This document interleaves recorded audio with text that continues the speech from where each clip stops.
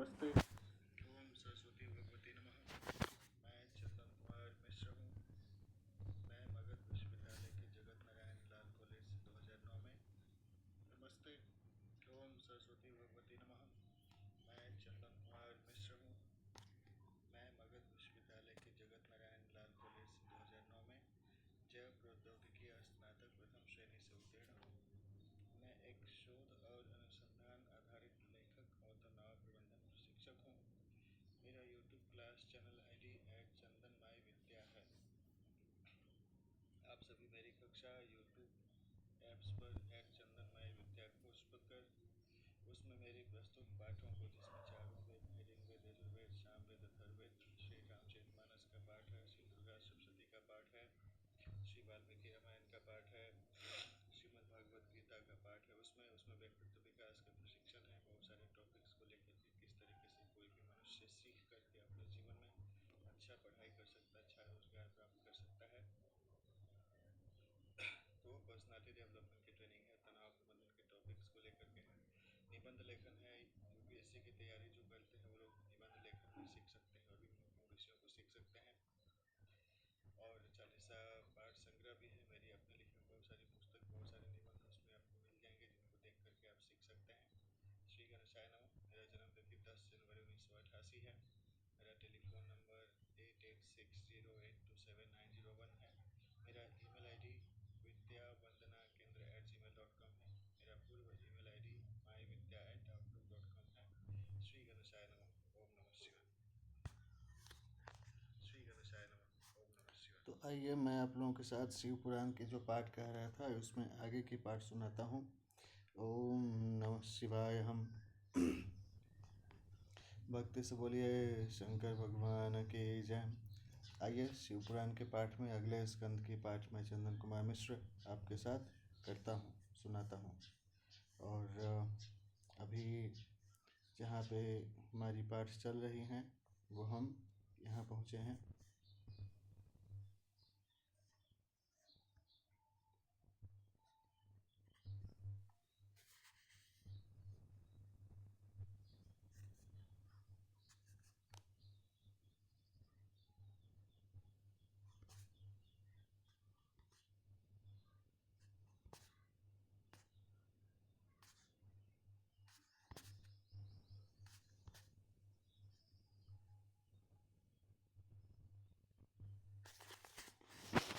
ओम नमः शिवाय। हम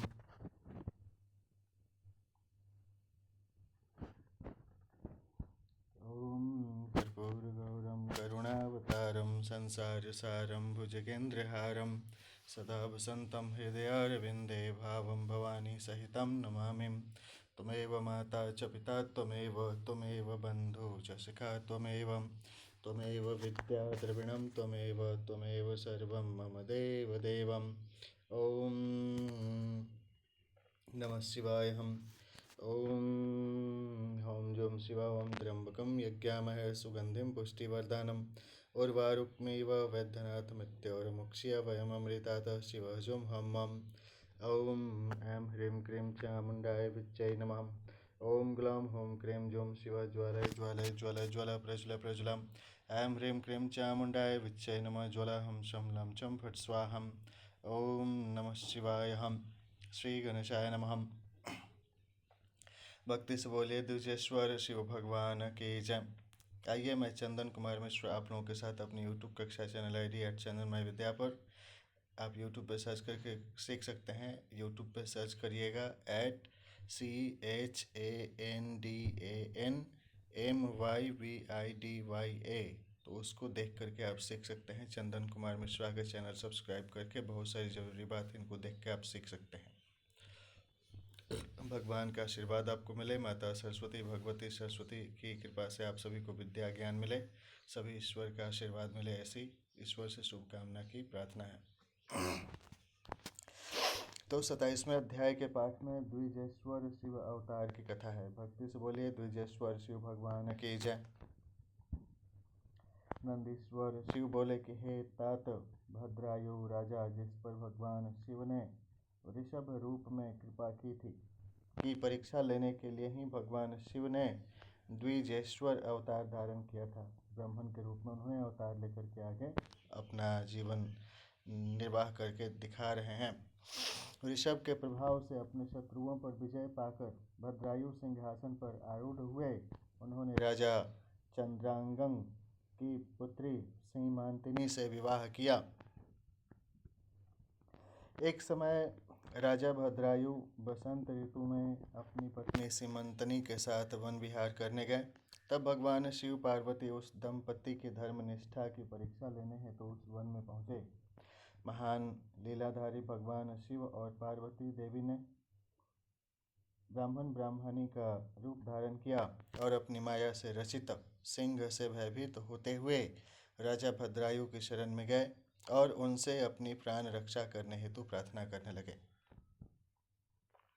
उस ब्राह्मण दंपति की रक्षा हेतु राजा भद्रायु ने तुरंत धनुष बाण उठा लिया और बाणों से उसे घायल करना चाहा, परंतु उस सिंह पर कोई प्रभाव न पड़ा।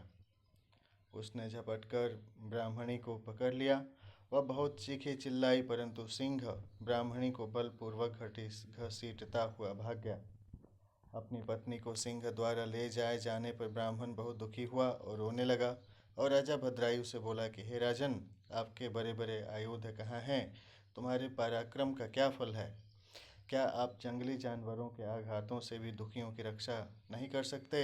भगवान शिव की जय हो। भगवान शिव महामृत्युंजय कहे जाते हैं। ओम हम जुम शिवम त्र्यंबकम यज्ञामहे सुगंधिम पुष्टिवर्धनम उर्वारुकमिव वधनात् मृत्योर्मुक्षीय वयम अमृतात् शिव जुम हम। साथ में वेटनरी डॉक्टर्स के उपचार भी करते हैं, जिनसे कि जो घायल पशु हैं वो ठीक हो जाते हैं। चिकित्सक अधिकारियों की भी भर्ती कराई जाती है ताकि लोग घायल पशुओं की भी देखभाल करें, उनका उपचार करें। दीन दुखियों की रक्षा करना राजा का परम धर्म होता है। फिर आपने अपने क्षत्रिय धर्म का पालन क्यों नहीं किया? आपने अपने कुल का धर्म ही नष्ट कर दिया है। जो दुखी और शरणागतों की रक्षा नहीं कर सकता, उसे जीने का कोई अधिकार नहीं है।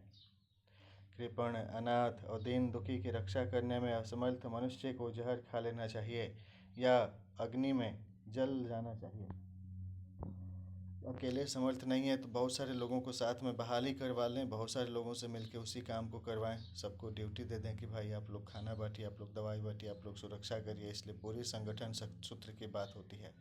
समाज से बहुत सारे लोगों की भर्ती की जाती है ड्यूटी करने के लिए कि एक एक ड्यूटी पर बहुत सारे लोग ड्यूटी करते हैं ताकि लोगों को समय पर सुरक्षा दिया जा सके।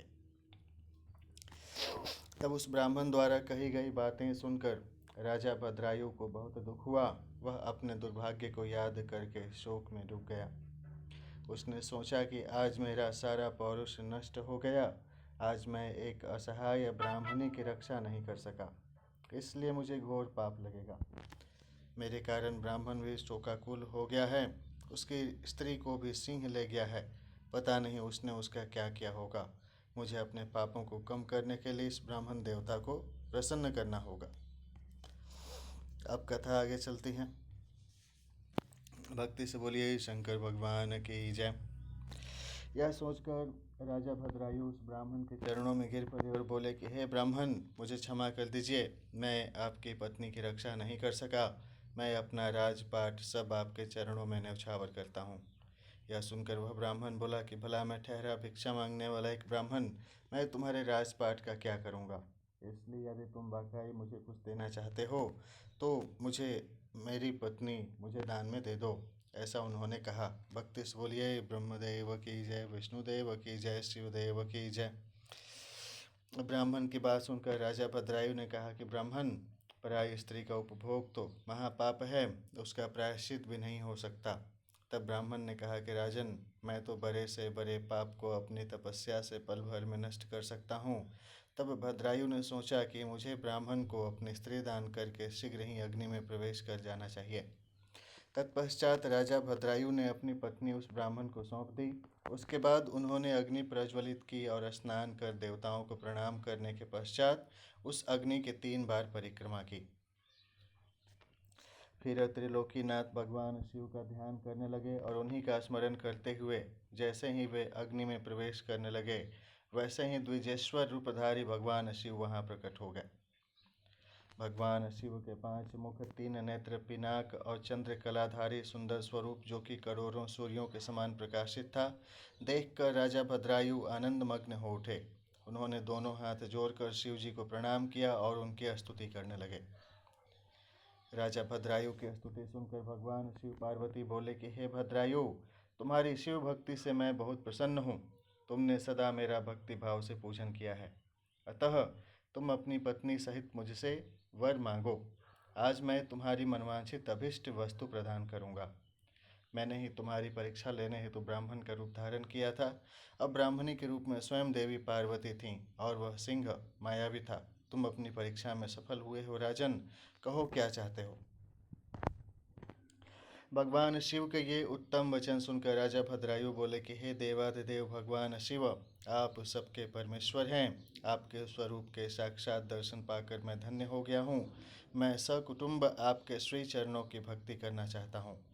मैं, मेरी रानी, मेरे माता पिता आपके सेवक बनकर आपके श्री चरणों में रहें। रानी कीर्ति मालिनी ने भी अपने माता पिता के लिए भगवान शिव का लोक मांगा और दोनों को वरदान देकर महादेव जी पार्वती जी सहित अंतर्ध्यान हो गए। भक्ति से बोलिए शिव पार्वती देवी की जय। सर्वमंगल मांगल्ये शिवे सर्वार्थ साधिके शरण्ये त्र्यंबके गौरी नारायणी नमस्तुते। ओम नमः शिवाय। हम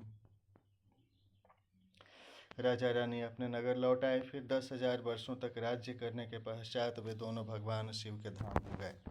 इस परम पवित्र पापनाशक कथा को जो कोई सुनता अथवा पढ़ता है, उसे इस लोक में सब भोग ऐश्वर्य प्राप्त होते हैं तथा अंत में भगवान शिव के लोक को जाता है। भक्ति से बोलिए शिव भगवान की जय। ओम नमः शिवाय। हम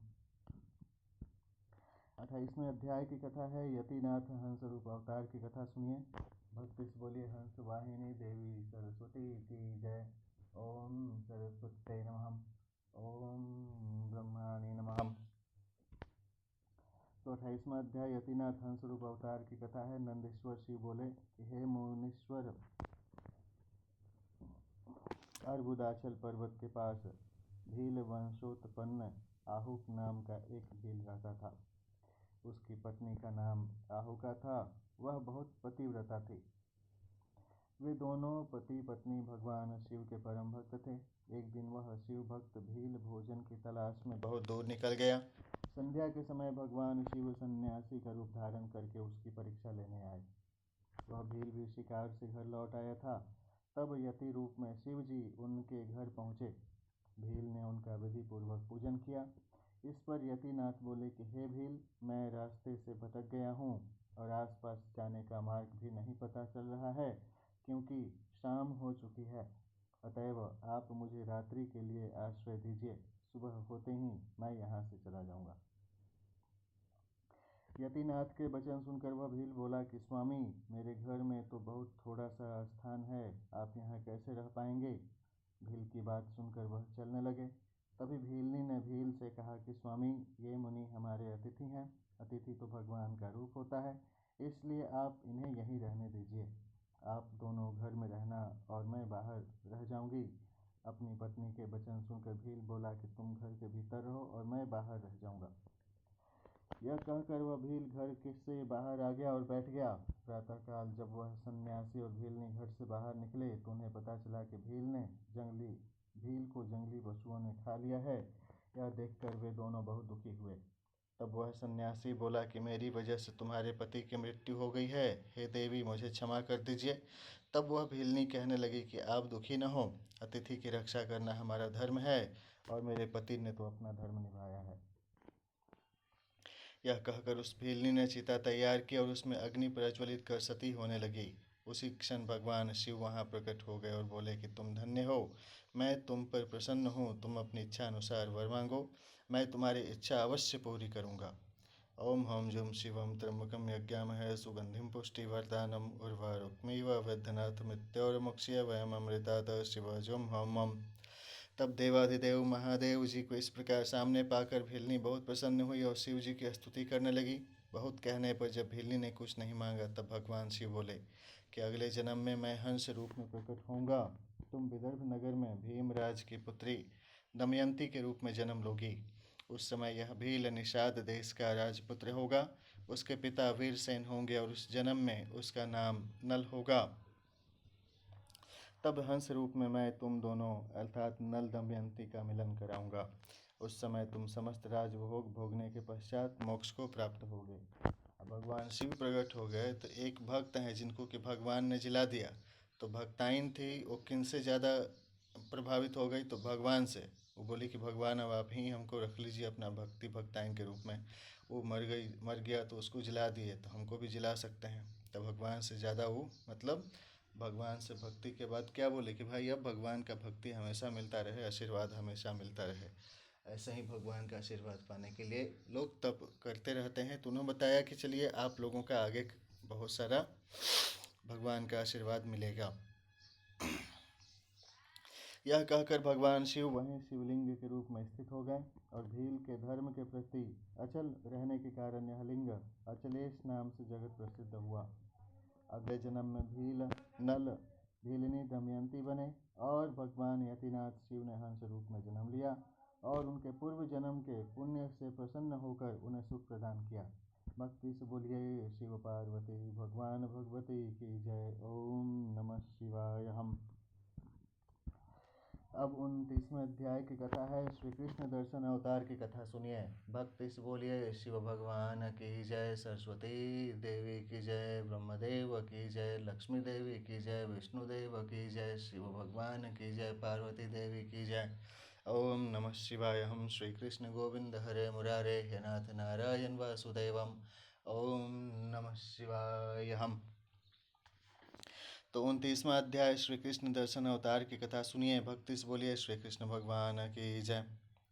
नंदीश्वर शिव बोले कि हे सनत कुमार जी, इक्ष्वाकु वंश में श्राद्ध देव की 9वीं पीढ़ी में राजा नभग का जन्म हुआ और उनके पुत्र नाभाग हुए। नाभाग के पुत्र रूप में अम्बरीश का जन्म हुआ।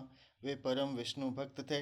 अम्बरीश के पितामह नभग को स्वयं भगवान शिव ने ज्ञान दिया था। एक समय की बात है कि जब नभग गुरुकुल में शिक्षा ग्रहण करने गए हुए थे, उस समय उनके भाइयों ने राज्य का विभाजन कर लिया और नभग के भाग को भी हड़प कर अपने राज्य में मिला लिया। शिक्षा ग्रहण करने के पश्चात जब वे गुरुकुल से लौटे तो उन्होंने अपना भाग मांगा, परंतु उनके भाइयों ने कहा कि हमने तुम्हारा हिस्सा किया ही नहीं था, अब जो कुछ भी मांगना चाहते हो वह तुम पिताजी से मांगो। तब अपने भाइयों के स्वार्थी वचनों को सुनकर नभग को बहुत दुख हुआ। वे अपने पिता के पास गए और उन्हें सब कुछ बताया। पिता उन्हें धैर्य बंधाते बोले कि तुम्हारे भाइयों ने तुम्हारे साथ छल किया है। बेटा, तुम बुद्धिमान हो और अपनी जीविका का स्वयं प्रबंध कर सकते हो। इन दिनों ब्राह्मण आंगिरस एक बहुत बड़ा यज्ञ कर रहे हैं, परंतु छठे दिन उनके यज्ञ में अवश्य ही कोई भूल होगी और यज्ञ पूरा नहीं हो पाएगा। तुम महाविद्वान हो, वहाँ यज्ञ में जाकर तुम उन्हें उपदेश दो। विश्वदेव संबंधी सूक्तों को पढ़कर उनका यज्ञ पूरा हो जाएगा और वे ब्राह्मण स्वर्ग को चले जाएंगे। स्वर्ग जाते समय वे ब्राह्मण अपना बचा हुआ सारा धन तुम्हें दान दे जाएंगे, जिससे तुम्हें अपार धन की प्राप्ति होगी। यदि कहीं यज्ञ करवाते हैं तो उसमें सरकारी परमिशन ले करके और खाने पीने की पूरा व्यवस्था करिए, नहीं तो पंडित जी खाली मंत्र जप करते रहेंगे, हवन करते रहेंगे, पाठ करते रहेंगे तो फलाहारी में कैसे चलेगा। इसलिए अच्छा खान पान व्यवस्था भी ज़रूरी होता है, जिनसे कि लोग तंदुरुस्त रहें, स्वस्थ रहें और आपका यज्ञ पूरा हो। और उनके अनुसार से सभी लोगों को खान पान सारा चीज़ वितरण भंडारा मिलते रहे। इसलिए सभी लोग अपने अपने समाज का प्रबंधन करते हैं ताकि समाज को सुरक्षा करते हुए स्वास्थ्य की सेवा कर सकें, पोषण की सेवा कर सकें सरकारी रूप में। और सरकार उनको उनके लिए जॉब का रुपया पैसा महीना भी देता है। घर घर में लोगों को जीवन भत्ता देना ज़रूरी है, इंडिविजुअल बेसिक इनकम, ताकि लोग अपने अपने घर में रह खा पी के अपना जीवन निर्वाह कर सकें। इसके लिए रिजर्व बैंक ऑफ इंडिया से भी आप लोग बात कर सकते हैं। भारतीय रिजर्व बैंक जो कि कामकाज में सहयोग करती है पूरे देश को, और उन्होंने अलग अलग माध्यम से, सरकार के माध्यम से, अलग अलग कर्मचारियों के माध्यम से अलग अलग चीज़ों का व्यवस्था किया गया है ताकि हर व्यक्ति को समय पर रोज़ सुबह दोपहर शाम खाना पानी दवाई और स्वास्थ्य सुविधा सारा चीज़ सभी को प्राप्त हो। और सभी को उनके उनके काम के अनुसार जो भी जॉब करते हैं अपना सर्विस सेवा उनके अनुसार उनको उनका पारिश्रमिक या फिर जो व्यवसाय है उनके अनुसार उनका लाभ उन्हें प्राप्त हो, ऐसी व्यवस्था होती है। लोग ब्राह्मणों को बहुत सारा धन भी देते हैं, दान दक्षिणा भी मिलता है जो यथाशक्ति यथा भक्ति। तो 100 लोग मिल करके दिया, मान लिया 51 रुपया या 101 रुपया, तो पंडित जी को ढेर सारा हो गया। तो सब जगह देने वाले लोग भी होने चाहिए। और अपनी कमाई ड्यूटी की अलग होती है, नौकरी की अलग होती है, दक्षिणा अलग होती है, फीस ट्यूशन फीस अलग होता है, इंटेलेक्चुअल प्रॉपर्टी राइट्स के अनुसार अलग इसका गवर्नमेंट के रेट के अनुसार सबको प्राप्त होता है हर व्यक्ति का। भक्ति से बोलिए शिव भगवान की जय। तो अपने पिता की बताई बातों को मानकर वे तुरंत उस स्थान की ओर चल दिए जहाँ वह उत्तम यज्ञ हो रहा था। वहाँ पहुंचकर नभग ने उन सूक्तों का स्पष्ट उच्चारण किया जिससे आंगिरस ब्राह्मण का यज्ञ पूर्ण हो गया। वहाँ उपस्थित सभी ब्राह्मण अपना सारा धन नभग को सौंप कर स्वर्ग चले गए। जैसे ही नभग उस धन को लेने गए, वहाँ शिवजी कृष्ण दर्शन रूप में प्रकट होकर बोले कि हे नभग, तुम यह धन नहीं ले सकते क्योंकि यह धन मेरा है, इस पर मेरा अधिकार है। उत्तर देते हुए नभग बोले कि यह सारा धन ऋषि मुझे देकर गए हैं, इसलिए यह मेरा है। इस प्रकार उन दोनों में वाद विवाद आरंभ हो गया। तब कृष्ण दर्शन ने कहा कि हम दोनों आपके पिता मनु श्राद्ध देव के पास चलते हैं, वे जो भी निर्णय देंगे वह मुझे मान्य होगा। इस प्रकार नभग और श्री कृष्ण दर्शन मनु श्राद्ध देव के पास अपना विवाद सुलझाने के लिए पहुँचे। उनकी बातें सुनकर श्राद्ध देव ने अपने पुत्र नभग से कहा कि हे पुत्र, इस यज्ञ की सभी वस्तुएं देवाधिदेव भगवान शिव की हैं। यदि वे अपनी कृपा करें तो वह तुम पा सकते हो। तुम उनकी स्तुति करो, वे तुम्हारे अपराध को अवश्य ही क्षमा कर देंगे। भगवान शिव ही अखिलेश्वर और यज्ञ के अधिष्ठाता हैं। ब्रह्मा विष्णु सहित सभी देवता सिद्ध और ऋषिगण उनकी आज्ञा से ही कार्य करते हैं। यह कहकर श्राद्ध देव ने अपने पुत्र को लौटा दिया। नभग पुनः यज्ञ भूमि में पहुँचे और भगवान शिव की हाथ जोड़कर स्तुति करने लगे। उन्होंने क्षमा याचना की। उनकी प्रार्थना सुनकर ब्रह्मा विष्णु व अन्य देवता भी वहां प्रकट हो गए और वे शिव रूपी कृष्ण दर्शन की स्तुति करने लगे। तब प्रसन्न होकर वे बोले कि हे पुत्र नभग, तुम्हारे पिता के वचन बिल्कुल सत्य हैं। मैं ही यज्ञ का अधिष्ठाता हूँ और तुम्हारी उत्तम स्तुति से प्रसन्न हुआ हूँ। मैं तुम्हें सनातन ब्रह्म ज्ञान देता हूँ। तुम महाज्ञानी हो और सब अभिष्ट वस्तुओं को ग्रहण करो। यह कहकर भगवान शिव अंतर्ध्यान हो गए। सब देवता भी उनके गुणों का गान करते हुए अपने अपने धाम को चले गए। श्राद्धदेव भी नभग के साथ अपने घर चले गए। इस लोक में अनेक सुखों को भोग कर मृत्यु के उपरांत वे शिवलोक वासी हुए। इस प्रकार मैंने भगवान शिव के कृष्ण दर्शन नामक अवतार का वर्णन किया है। इसे सुनने अथवा पढ़ने से सभी प्रकार के लौकिक और पारलौकिक मनवांछित फलों की प्राप्ति होती है। भक्ति से बोलिए शिव भगवान की जय। यह पूजा पाठ किसके लिए जरूरी है? लोग कहते हैं यह किसके लिए जरूरी है? तो वैसे लोगों के लिए जिन्होंने अपनी आँखों के सामने देखा किन्हीं के पिता मर गए, उन्होंने अपने पिता को अग्नि दे दिया, आग में जलते हुए देख लिया कि अब उनसे दोबारा मिलन होगा कि नहीं होगा, इसलिए भगवान की कृपा है। जिन्होंने अपने किसी परिजनों को मरते देखा, बेटा को, बेटी को, पत्नी को, भाई को, बहन को, या किसी को भी मरते हुए देखा, अपने परिजन जो कि उनके साथ जुड़े हुए थे, जो इस दुनिया में नहीं रहे, उन्हें छोड़ करके मृत होकर के चले गए, उनको दुख में सांत्वना कौन देगा? तो कहते हैं भगवान है।